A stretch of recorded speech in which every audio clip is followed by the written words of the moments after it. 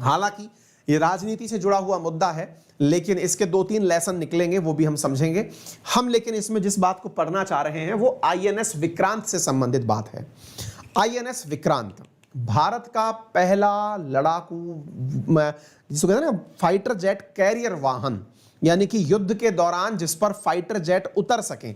इस फोटो तस्वीर से देख करके आपको लग रहा होगा इस प्रकार से, जिस पर आकर के जो उड़ने वाले फाइटर जेट हैं वो लैंड कर सके, वो वाला हमारा लड़ाकू जहाज कैरियर पानी का जहाज, उसका नाम था आईएनएस विक्रांत।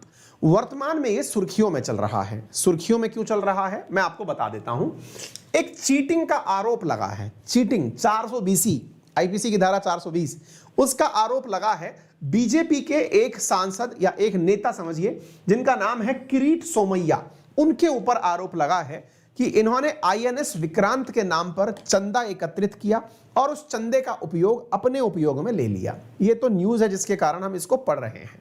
हमको लेकिन बेसिकली जो पढ़ना चाहिए वो है आईएनएस विक्रांत की कहानी। क्या है आईएनएस विक्रांत की कहानी, आइए मैं आपको बताता हूं। वर्तमान में महाराष्ट्र की पुलिस के अंदर किरीट सोमैया और उनके बेटे नील के ऊपर आईएनएस विक्रांत के नाम का पैसा गबन करने का आरोप लग रहा है। क्या है आईएनएस विक्रांत की कहानी? 1971 के युद्ध में जो सबसे महत्वपूर्ण भूमिका निभाई थी वो था हमारा आईएनएस विक्रांत। मेरे प्यारे साथियों, आईएनएस विक्रांत भारत ने ब्रिटेन से परचेज किया था 1957 में। ये पानी के वो जहाज होते हैं जिन पर लड़ाकू विमान उतर सकते हैं। 1957 में भारत ने ब्रिटेन से इसे परचेज किया। ब्रिटेन में इसका नाम हरक्यूलस हुआ करता था।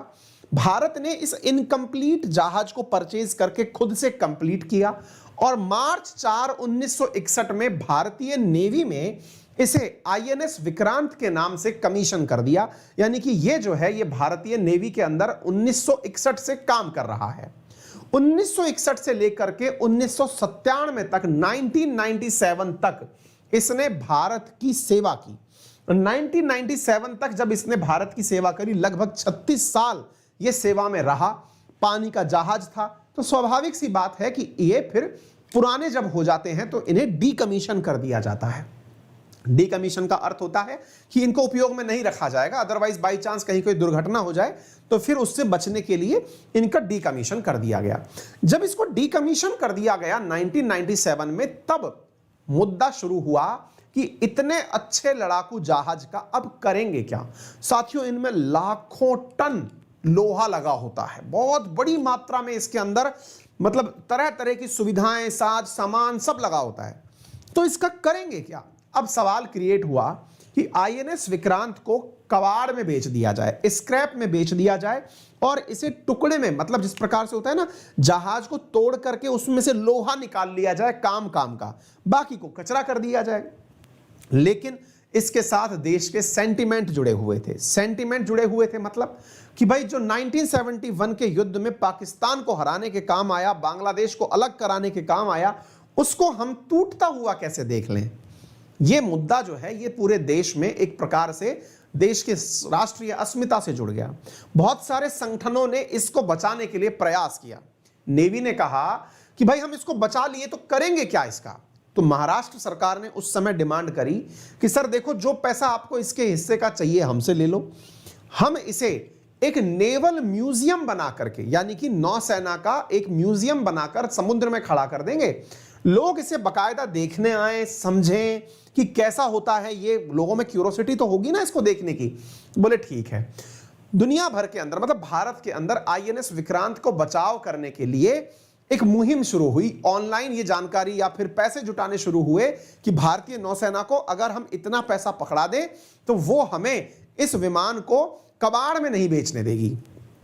अच्छी बात है। उन्हीं में जो पैसा जुटाने वाले लोग थे, उनमें से एक व्यक्ति का नाम किरीट सोमैया है। किरीट सोमैया ने आईएनएस विक्रांत के नाम पर पैसा इकट्ठा किया। उसके बावजूद भी यह विमान कबाड़ हो गया। 2014 के अंदर इसकी स्क्रैपिंग कर दी गई सुप्रीम कोर्ट के आदेश पर। सुप्रीम कोर्ट के कहने पर इसे दारू खाना शिप स्टेशन पर ले जाकर के, ब्रेकिंग यार्ड पर ले जाकर के तोड़ दिया गया। यानी एक प्रकार से यह जहाज नहीं बच पाया। 1997 से लेकर 2014 के बीच में तरह तरह के कैंपेन चले, बड़े बड़े संगठनों ने इसके नाम पर पैसे इकट्ठे किए कि इसे बचाएंगे बचाएंगे, लेकिन बचा नहीं पाए। आज क्या विवाद है? विवाद यह है कि इसको बचाने के लिए जो पैसे इकट्ठे किए गए थे वो कहां हैं? तो भैया जिनने पैसे इकट्ठे किए थे उनके ऊपर आरोप है कि वो पैसा उन्होंने अपने निज कार्य में उपयोग में ले लिया, क्योंकि लोगों को तो लौटाया नहीं गया।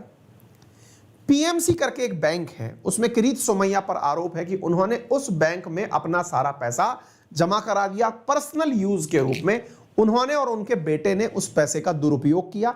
ऐसा महाराष्ट्र की राजनीति में वर्तमान में आरोप प्रत्यारोप चल रहे हैं। शिवसेना के नेता हैं संजय राउत, इनका आरोप है बीजेपी के नेता किरीट सोमैया के ऊपर। हम राजनीति में तो नहीं जाएंगे, लेकिन मुद्दे की बात जो है वो आपको समझा दिए हैं। क्या सही है क्या गलत है, ऑब्वियस सी बात है, दोनों के पास कोर्ट है, वहां जाएं, अपने बातों को रखें और दुनिया के सामने स्पष्ट करें। उम्मीद है कि आप सभी साथियों को आज का ये सेशन पसंद आया होगा। जानकारी पसंद आई हो तो वीडियो को जरूर लाइक करें, चैनल पर नए हैं तो सब्सक्राइब करें, और आरएनए को अपना इतना प्यार देकर रखने के लिए बहुत सारा धन्यवाद। यूपीएससी के अंदर अगर आप पढ़ना चाहते हैं तो अनअकैडमी पर उपस्थित हमारे कोर्सेज को लेने के लिए मेरा रेफरल कोड अंकित 10 यूज कर सकते हैं। इसकी वजह से आप लोग कोर्सेज के अंदर एनरोल कर सकते हैं, बढ़िया से 10% डिस्काउंट भी प्राप्त कर सकते हैं। प्रीलिम्स की और सीसीएट की टेस्ट सीरीज चल रही हैं, आप इन्हें ज्वाइन कर सकते हैं। आइकॉनिक सब्सक्रिप्शंस जिसमें 1-to-1 मेंटरशिप आपको अनअकैडमी द्वारा ऑफर की जाती है, आप उसे भी ले सकते हैं। यूपीएससी कैटेगरी के अंदर जीएस का सब्सक्रिप्शन 46,000 में और आइकॉनिक सब्सक्रिप्शन 67,000 में उपलब्ध है, आप इसे यूज करें। मेरा रेफरल कोड अगर यूज करते हैं तो आपको यहां पर 10% का डिस्काउंट प्राप्त होता है। इजी ईएमआई ऑप्शंस आप लोगों के लिए अनअकैडमी पर अवेलेबल हैं, जिसके माध्यम से आप लोन फैसिलिटी का उपयोग कर सकते हैं। 0% इंटरेस्ट रेट के साथ में आपको ये कोर्सेज प्राप्त हो जाते हैं। फिलहाल के लिए इतना ही। अपना ख्याल रखें, बड़ों का सम्मान करें, छोटों को प्यार दें, अपना व्यक्तित्व इस प्रकार से विकसित करें कि महिलाएं आपके साथ सुरक्षित महसूस करें। धन्यवाद।